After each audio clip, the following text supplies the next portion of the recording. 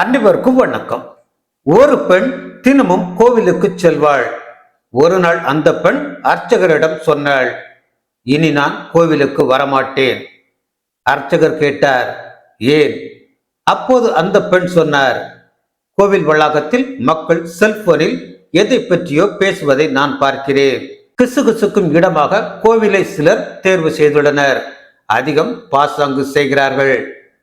அர்ச்சகர் சிறிது நேரம் அமைதியாக இருந்தார். பிறகு சொன்னார், சரி, ஆனால் நீங்கள் உங்கள் இறுதி முடிவை எடுப்பதற்கு முன் நான் சொல்வதை செய்ய முடியுமா?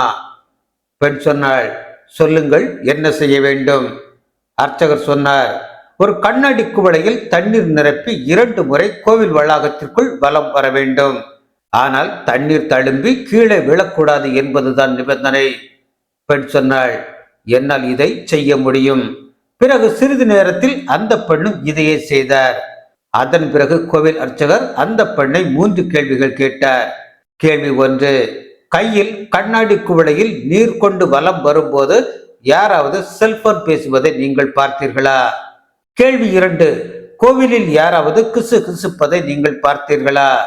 கேள்வி 3, யாராவது பாசாங்குத்தனம் செய்வதை நீங்கள் பார்த்தீர்களா? பெண் சொன்னாள், இல்லை, நான் எதையும் பார்க்கவில்லை. அப்பொழுது அர்ச்சகர் சொன்னார், நீங்கள் கோவிலை வலம் வரும்போது உங்கள் கவனமெல்லாம் கண்ணாடி குவளை மீதுதான் இருந்தது. அதனால் தண்ணீர் சிந்தாதபடி உங்கள் கவனம் இருந்ததால் நீங்கள் வேறு எதையும் கவனிக்க இயலவில்லை. இனி கோவிலுக்கு வரும்போதெல்லாம் தெய்வம் மீது மட்டும் கவனம் வையுங்கள். அப்போது எதையும் காண முடியாது.